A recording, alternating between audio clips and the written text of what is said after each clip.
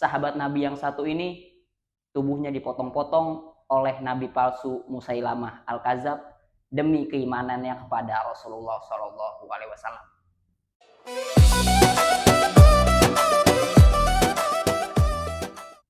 Sahabat Nabi yang satu ini bernama Habib bin Zaid. Habib bin Zaid besar di keluarga yang memang berpengaruh banget gitu bagi Islam. Ayahnya bernama Zaid bin Asim, yang mana dia adalah salah satu pemuka Muslim di Yastrib atau di Madinah. Dan dia adalah salah satu orang yang berbaiat di Aqobah pertama. Yang mana di saat berbaiat itu kepada Rasulullah, Zaid bin Asim ini membawa istrinya dan kedua anaknya, yang mana salah satunya adalah si Habib bin Zaid. Ibunya bernama Ummu Umaroh, yang mana beliau ini terkenal sebagai perempuan pertama yang berani berperang di jalan Allah Subhanahu wa Ta'ala. Lalu saudaranya bernama Abdullah bin Zaid. Abdullah bin Zaid juga adalah salah satu sahabat yang berperang bersama Nabi Muhammad SAW. Dari situ kita tahu bahwa keluarganya Habib bin Zaid ini, dari ayah, ibu, saudaranya, itu emang udah dari awal all in lah sama Islam ya kan. Nah, jadi gimana ceritanya Habib bin Zaid ini bertemu dengan Musailamah Al-Kadzab dan mati syahid di tangan Musailamah Al-Kadzab. Jadi ceritanya pada tahun 9 Hijriah, pada saat itu Islam udah kuat. Bukan cuma di Madinah, tapi di seluruh jazirah Arab Islam sudah terkenal kuat. Makanya kabilah-kabilah atau kaum-kaum dari jazirah Arab pada datang ke Madinah untuk menyatakan keislaman. Salah satu kaum tersebut adalah dari Bani Hanifah, yang mana Bani Hanifah ini berasal dari dataran tinggi di daerah Najd. Mereka ingin menyatakan keislaman. Sampailah di pinggiran kota Madinah. Rombongan dari Bani Hanifah ini sampai di pinggiran kota Madinah. Ditaruhlah onta-ontanya, barang bawaannya, diikat ontanya di situ di pinggiran kota Madinah. Dan dititipin ke salah satu dari rombongan tersebut yang bernama Musailamah bin Habib Al-Hanafi, yang mana kita lebih kenal dengan Musailamah Al-Kadzab ya kan. Dititipinlah dan rombongan tersebut bertemu dengan Rasulullah, menyatakan keislaman. Diterima dengan baik sama Rasulullah SAW. Dikasih hadiah. Terus Rasulullah bilang, ini ada hadiah. Dan kasih hadiah buat yang jagain ontaknya juga di sana. Dikasih juga tuh Musailamah Al-Kadzab hadiah sama Rasulullah. Udahlah, Islam lah mereka semua. Udah Islam, lalu kembalilah mereka ke Bani Hanifah atau ke Najd.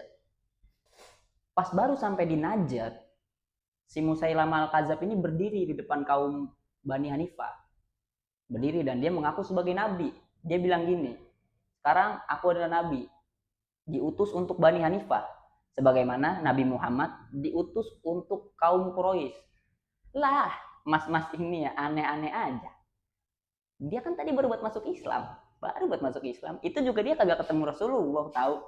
Dia jagain onta kan, ya kan? Nah, yang lebih sedeng, yang lebih nggak jelas adalah kaum Bani Hanifahnya. Mereka malah ngikutin si Musailamah Al-Kadzab ini. Sebetulnya mereka ngikutin bukan karena mereka tahu si Musailamah Al-Kadzab ini nabi, tapi karena mereka bangga aja sama sukunya dia. Jadi fanatisme sama suku. Bahkan sampai ada yang bilang dari Bani Hanifah gini, ada yang bilang kayak gini, jujur, gue percaya Nabi Muhammad adalah nabi, sebenarnya nabi. Dan Musailamah Al-Kadzab ini belum tentu nabi, tapi gue lebih suka pendusta dari Bani Robiah ketimbang orang jujur dari Bani Mudor, yang mana Bani Mudor ini adalah asal usul daripada kaum Quraisy gitu. Kan kagak jelas ya kan, itu kan sama aja kayak gue tahu nih si Musailamah Al-Kadzab ini pembohong nih, orang ini pembohong nih, cuman dia satu tongkrongan sama kita teman-teman. Udahlah nggak apa-apa, kita percaya aja, masalah neraka mah belakangan ya. Aneh maksud gue aneh. Orang yang baru tadi masuk Islam dan dia juga nggak ketemu Nabi, dia jagain ontak, kok bisa-bisanya ngaku Nabi mas ini. Nah singkat cerita, setelah si Musailamah Al-Kadzab ini ngaku Nabi, banyaklah pengikutnya tuh. Dan si Musailamah Al-Kadzab ini makin berani. Dia bahkan ngirim surat ke Nabi. Intinya kayak gini, aku Musailamah Al-Kadzab, aku nabi sepertimu, dan aku minta kepemimpinan dibagi dua.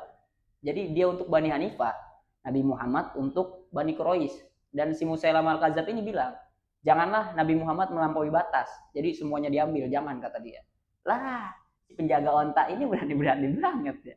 Dia Islam aja baru kan mas ini. Nabi pas menerima pesan itu, wah ini udah kagak bener ini, orang kagak bener nih. Makanya Nabi merintahin utusannya, yang mana utusannya ini adalah Habib bin Zaid. Yang mana pada waktu itu beliau ini masih muda, teman-teman, masih muda. Dikasih misi kayak gitu, beliau nggak banyak protes. Padahal beliau tahu nih misinya adalah misi berangkat doang, pulang belum tentu. Tapi beliau tidak protes, Habib bin Zaid tidak protes. Beda sama kita. Kita disuruh emak aja beli santan ke warung Madura depan, nggak mau. Itu aku. Maaf mama. Dan berangkatlah Habib bin Zaid ini ke Bani Hanifah di Najd.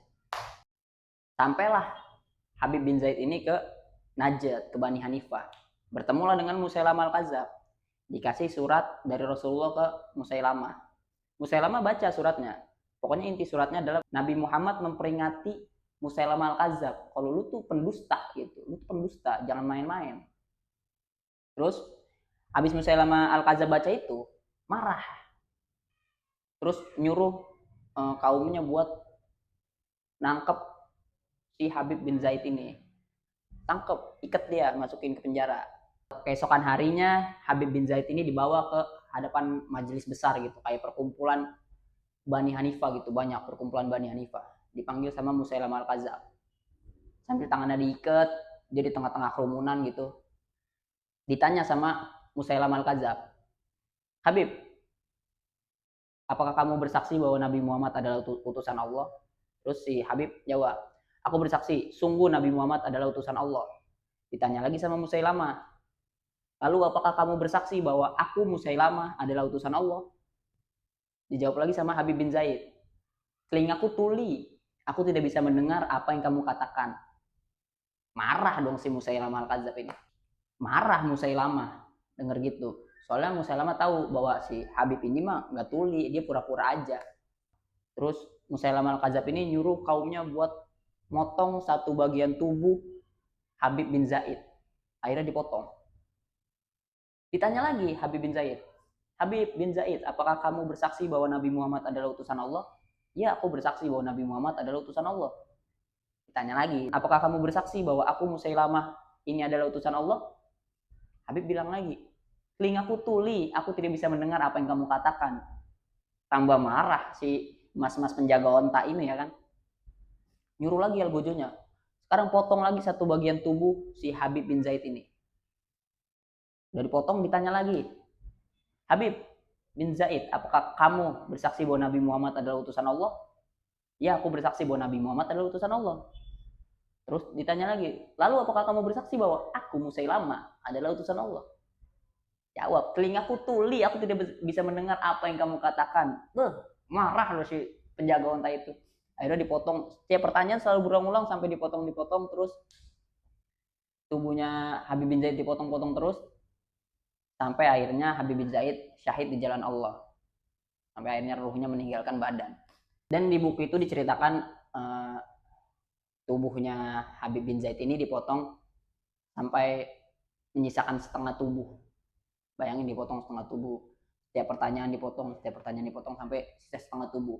Diceritakan di buku itu setengah tubuhnya Habib bin Zaid itu misah dan berada di tanah, terberai di tanah gitu.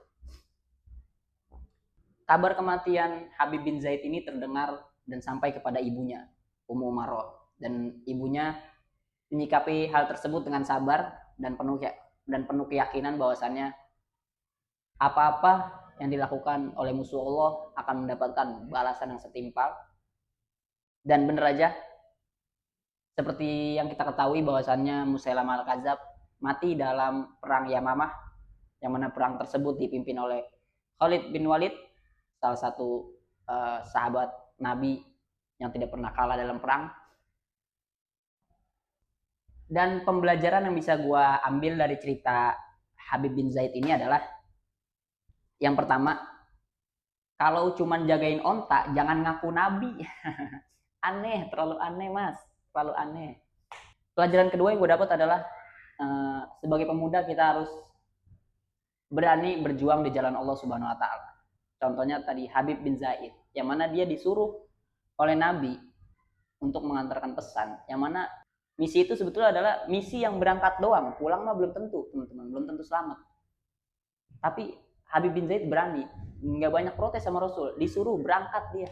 Sementara kita nih anak-anak muda zaman sekarang, jangankan disuruh kayak begitu, teman-teman, kita mah lagi main HP nih, disuruh minggir bentar aja nggak mau, tahu sama mamaku. Itu aku ya kan, bukan kalian, maaf ya.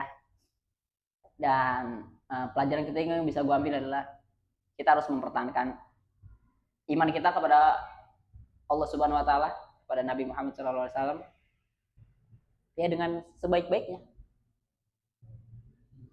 Itu aja sih, semoga bermanfaat. Kita lanjut cerita Nabi yang ketiga besok. Terima kasih.